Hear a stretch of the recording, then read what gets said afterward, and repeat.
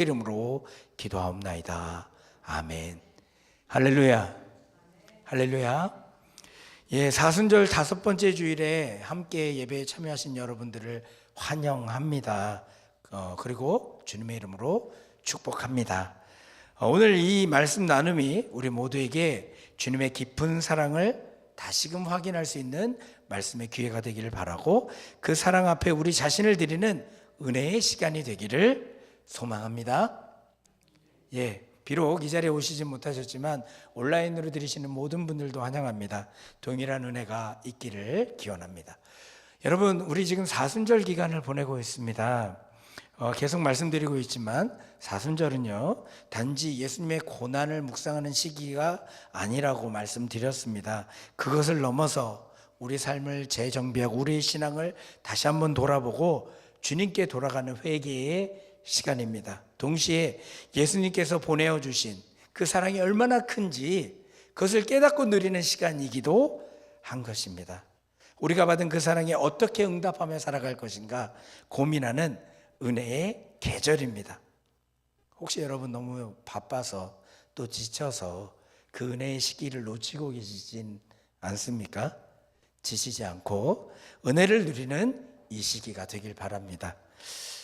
이제 말씀을 전합니다. 여러분, 운전하실 때 여러분은 모르는 초행길이나 이런 걸 길을 갈 때요, 뭘 참고하시나요?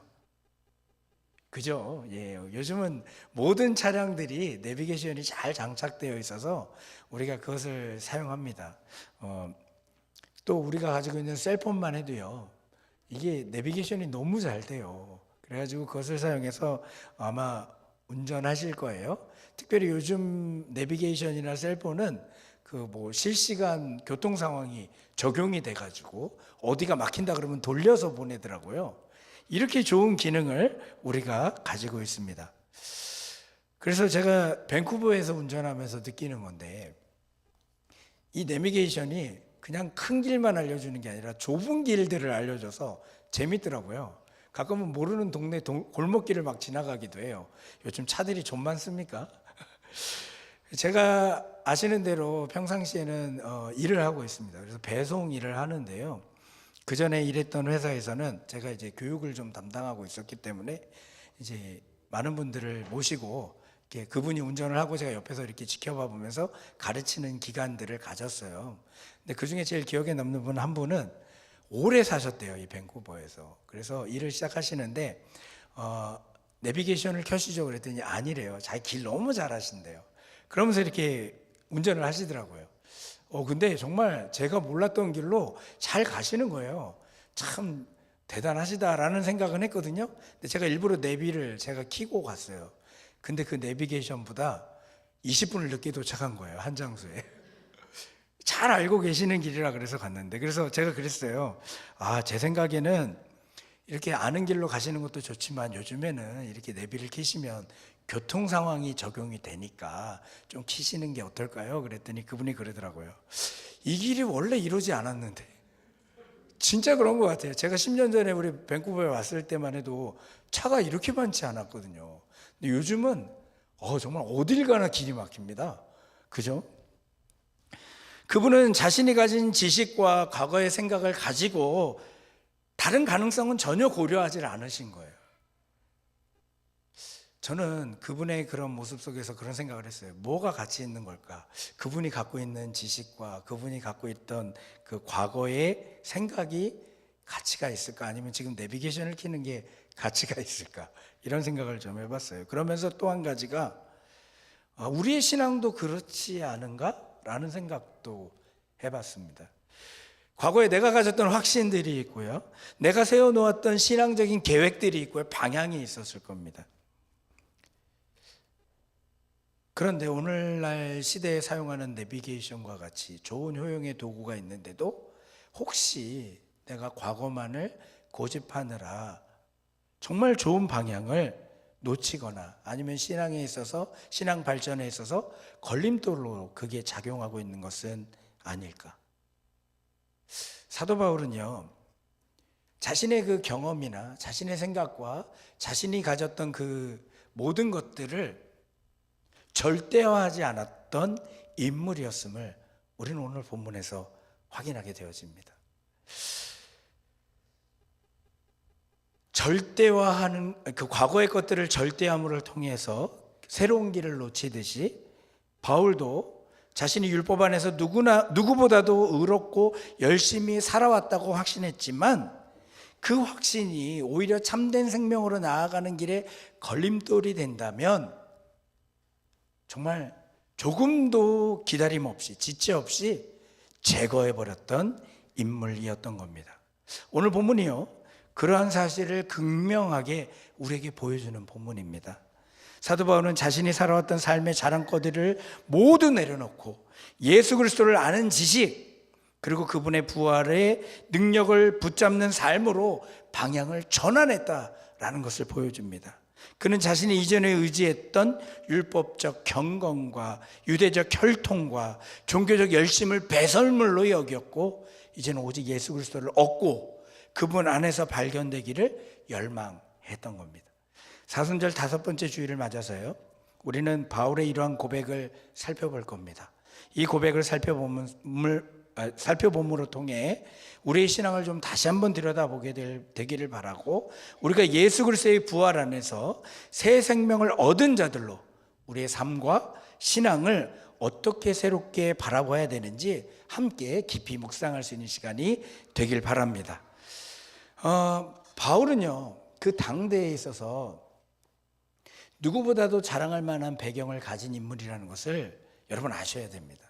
아시는 분들도 계시지만 모르는 분들도 계실 것 같아서 분명히 그것을 아셔야 돼요. 오늘 본문에 보니까 바울이 자랑과 같은 얘기를 하잖아요.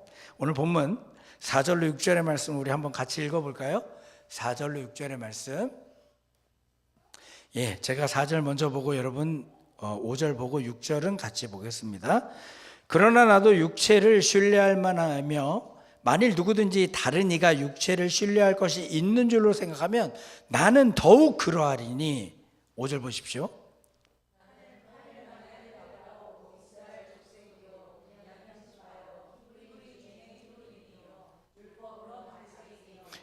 우리 6절 같이 보겠습니다. 시작.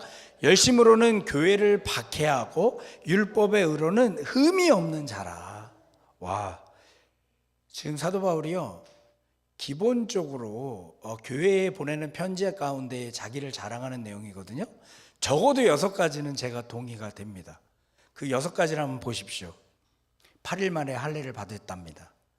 정말 하나님 앞에서 얼마나 신실했는지 그랬다는 거예요. 또 이스라엘 족속임을 분명하게 합니다.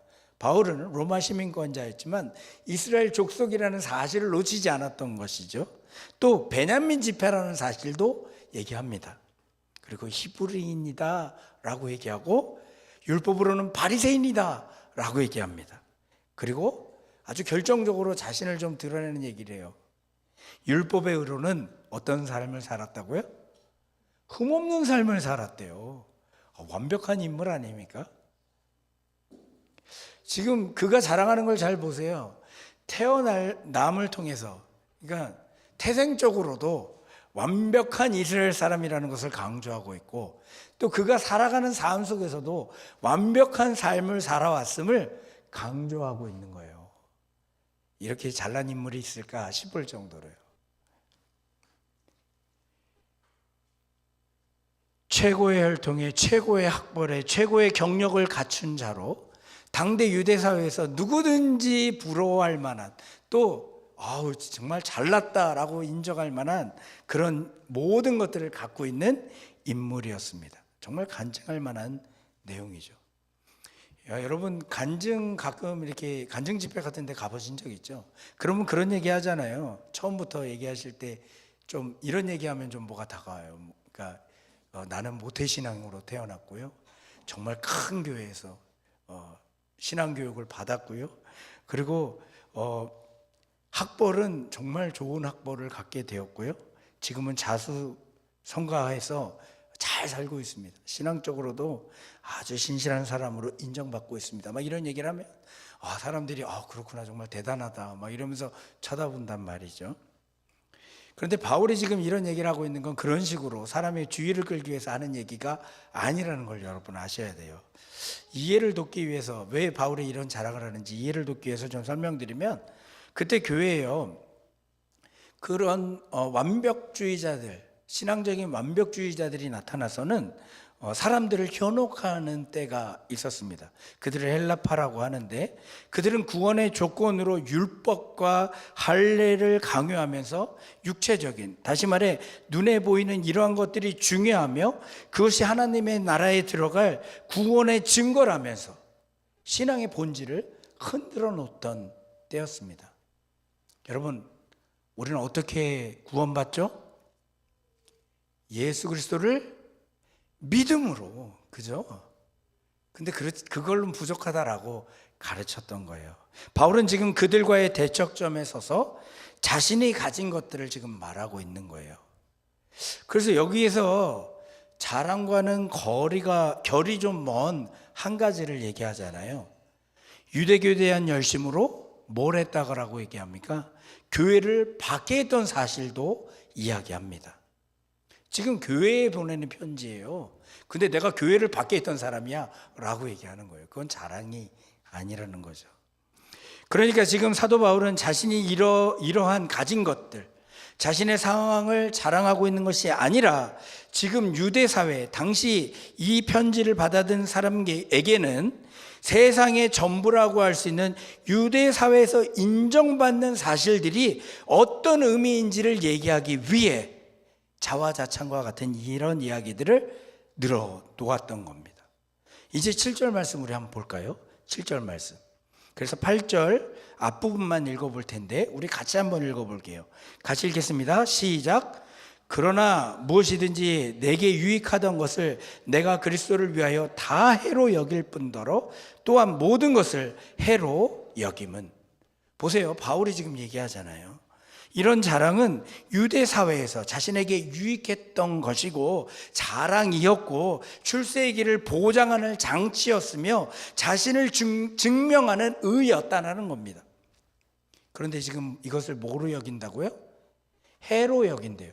자기에게 해로운 걸로. 누구를 위해서? 그리스도를 위하여. 그리고 8절 후반부부터 9절 초반까지 또 읽어볼게요. 우리 같이 읽습니다. 시작. 내가 그리스도 예수를 아는 지식이 가장 고상하기 때문이라. 내가 그를 위하여 모든 것을 잃어버리고 배설물로 여김은 그리스도를 얻고 그 안에서 발견되려 함이니. 심지어 그는요, 그렇게 자랑거리로 여길 만한 것들을 배설물이었다라고 얘기합니다. 좀 거칠게 말해서 이거 똥이었다라는 거죠. 요즘 똥 밟은 사람 얘기가 드라마에서 가끔 나오던데, 하여튼 그랬다는 겁니다. 웃는 분들은 저와 같은 드라마를 보셨군요. 예.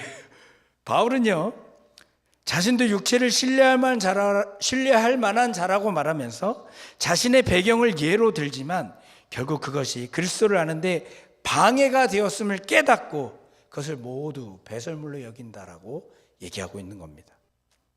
여러분, 그런데 지금 바울이 이런 얘기를 하는 것은 단순히 자신의 과거를 부정하는 회고가 아니라는 것도 아셔야 됩니다. 그는 복음의 본질 앞에서 자신의 자랑거리들이 아무 의미가 없다는 것을 철저하게 인식한 겁니다. 다시 말해, 무엇이 가치 있는가?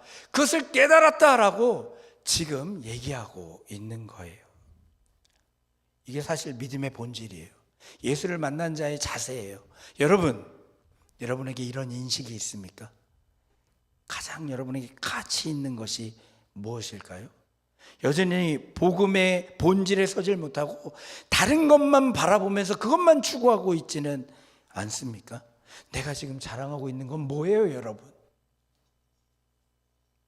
당장에 여러분의 SNS에 자랑하고 있는 게 뭔지 한번 돌아보십시오. 오늘날 우리의 교회도 바울 당시 할례파의 모습과 유사한 형태로 서 있을 수 있습니다. 여전히 육체적인 것에만 목을 매는 모습이 있다는 것이죠. 교회 안에서 예배 드리는 것, 헌금하는 것, 새벽 기도하는 것, 직분을 가진 것, 선교하는 것, 이런 것들이 정말 아름다운 신앙의 표현이지만 그것을 우리는 사람들에게 인정받으려고 사용하고 있지는 않습니까? 명분으로는 그렇게 얘기할 거예요. 내가 하나님께 인정받기 위한 행동이라고. 그러나 여러분 더 깊이 생각해 보면 실질적으로 우리가 하나님께 인정받기 위한 행동으로만 그 일을 하고 있다면 진실로 가치가 어디 있는지를 깨닫고 움직이는 모습이 아니라 그저 하나님께 인정받겠다라는 생각만 가지고 우리가 행동하고 있다면요, 우리는 어쩌면 하나님을 믿는 것이 아니라 나 자신을 신뢰하는 신앙의 흐름 속에 있을 수 있음을 우리는 경계할 줄 알아야 됩니다. 무슨 의미인지 아시겠죠? 이게 바로 바울이 경계했던 율법주의의 함정이거든요. 우리는 믿음으로 구원 얻었습니다. 하나님의 은혜로 구원을 얻었습니다. 그 구원의 은혜가 우리에게 주어졌고 참된 생명이 우리에게 주어졌습니다. 그런데 여전히 바울이 배설물로 여기고 있는 것들에게 우리는 목을 매면서 살고 있지는 않습니까? 겉으로 보기에 그럴듯한 열심이 오히려 복음을 왜곡하게 돼버리고 있지는 않냐 말입니다.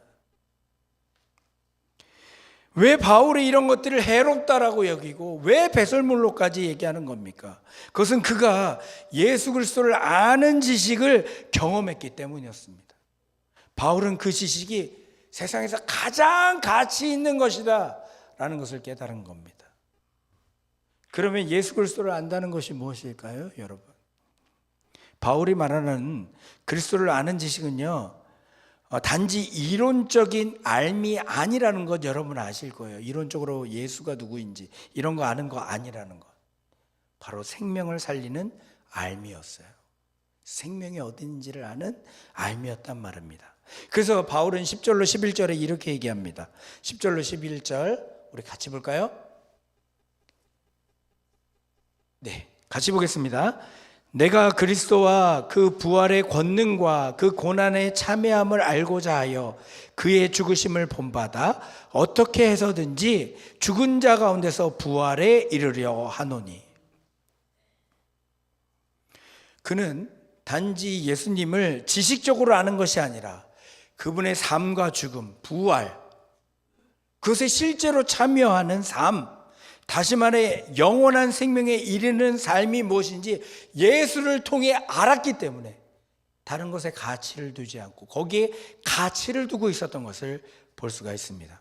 부활의 권능을 아는 것, 그것은 곧 죄와 사망을 이기신 하나님의 능력을 경험한 것이라 말하며 그는 그 능력으로 바울의 그 과거를 청산하고 현재의 삶을 변화시키며 미래의 영광을 소망하게 되었던 것입니다. 예수를 바로 알면요, 우리의 미래가 바른 길로 가는 힘이 되어집니다. 여러분 잊지 마십시오. 그리스도를 안다는 것은 그분의 생명에 참여하는 것입니다. 바울은 예수를 만나기 전에는 아무리 열심을 내도 죽음의 문제를 해결할 수 없었다라는 것을 깨달았습니다. 참된 생명에 이르지 못하고 있음을 그는 깨달았던 것입니다. 그에게 있어서 가장 큰 가치는 참된 생명에 있었던 겁니다. 그가 부활하신 예수님을 다메섹 도상에서 만났을 때 진짜 생명이 예수님 안에 있다는 것, 부활하신 예수님을 만났을 때 진짜 생명이 예수님 안에 있다는 것, 그리고 그 생명이 자신에게 임할 수 있다는 것을 깨달아 알게 되었고, 예수 그리스도를 아는 지식이 인생 전체를 새롭게 하는 최고의 가치로 그에게 있어서 여겨지게 되어진 겁니다.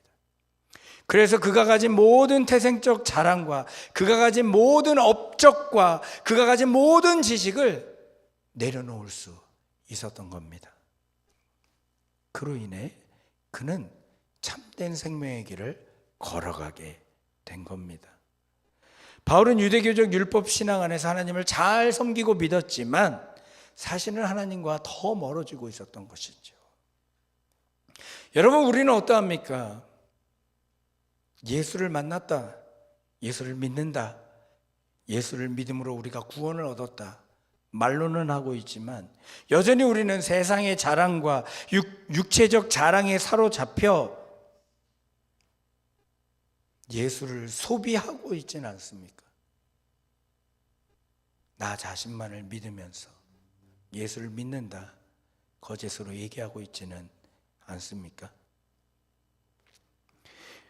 우리는 살리는 생명이 우리 가운데 있음에도 불구하고 그것을 보지 못하고 그와 동떨어진 것만 사로잡혀 그런 것에 사로잡혀 진정한 가치를 놓치고 있지는 않은지 이 시간 돌아보게 되길 바랍니다.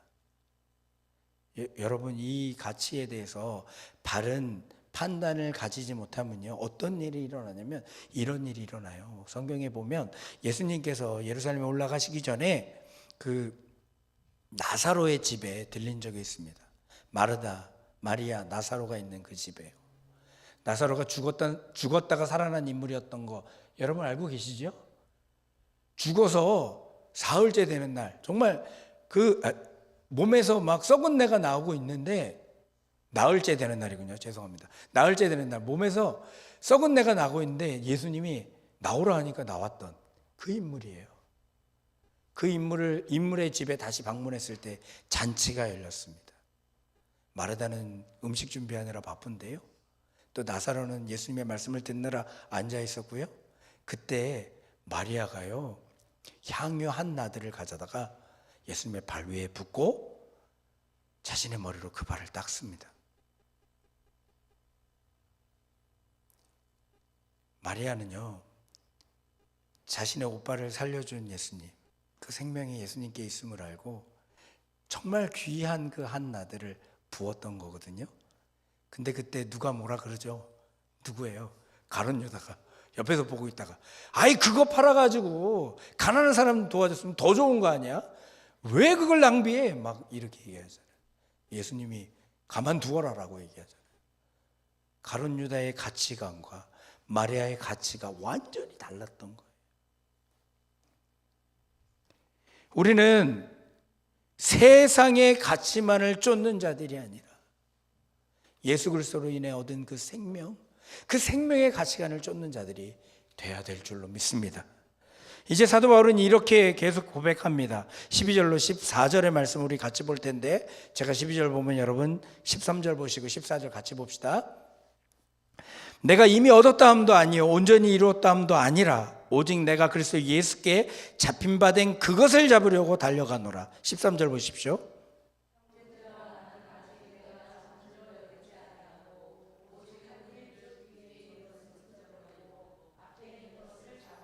14절 같이 봅시다. 표대를 향하여 그리스도 예수 안에서 하나님이 위에서 부르신 부름의 상을 위하여 달려가노라. 저는 바울의 이 고백이 참으로 귀하다라고 생각됩니다.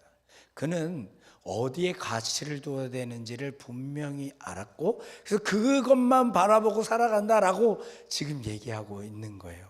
그러는 가운데 분명하게 얘기합니다. 우리의 연약함에 대해서.